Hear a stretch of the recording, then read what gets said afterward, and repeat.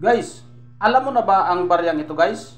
Ito yung 10 centimo guys na si Francisco Baltasar. Meron taon na 1970. Binibili ito guys simula 5,000 hanggang 50,000 pesos. Tapusin ang video guys para malaman natin ang tungkol dito sa baryang ito.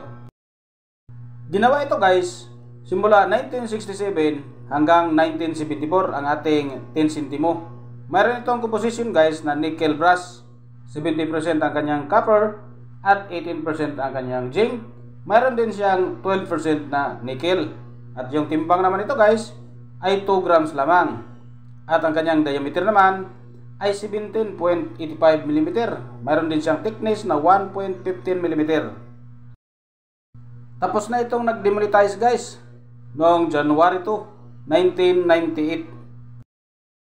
At ito guys ang kanyang overs, ang coat of arms of the Philippines, at ang nakasulat na The Republica o Republika ng Pilipinas at ang taon na 1970.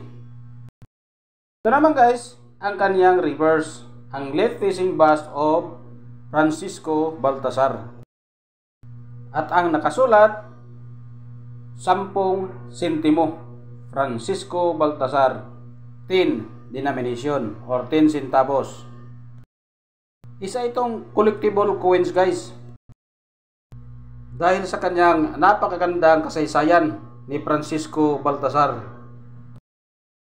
Ang ating 1970 guys ay mayroong ginawang 50 million kapiraso at mayroon siyang 20%. At mayroon din itong price guys dito sa ating source of information sa enemista.com guys. Mayroong price na very fine pesos. 12 pesos guys ang very fine. Ang extra fine naman guys ay 15 pesos. Ang about uncirculated ay 18 pesos. At ang kanyang uncirculated condition ay mayroon siyang 31 pesos guys. Alam mo ba guys na binibili ito simula 5,000 pesos hanggang 50,000 pesos guys? Ganon kalaki guys ang presyo dahil mayroon silang hinahanap na rare sa mga baryang ito guys. Katulad ng mga error, yung mga nadubling yung letra, may mga extra metal, at kung tingnan nagiging dalawa ang kanyang mukha. Lalo na guys kung nagkakaroon ng mali-mali na spelling sa kanyang pangalan. So marami pang kolektor guys na wala silang ganitong klaseng barya guys. Kaya guys, bumibili sila simula 5,000 hanggang 50,000 pesos kapag nakita yung hinahanap nila na mga barya na mga rare katulad ng mga error guys.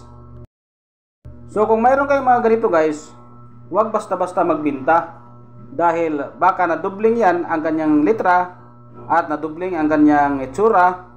Yan guys, 5,000 hanggang 50,000 pesos ang halaga niyan guys. Tingnan mo mabuti guys ang iyong barya at gamitan mo ng magnifying glass para ma-identify mo ang iyong coins guys. At ipasuri mo rin guys doon sa ating mga professional coin collector para ma-identify din nila ang iyong barya kung ano ang dapat na pwede ibenta.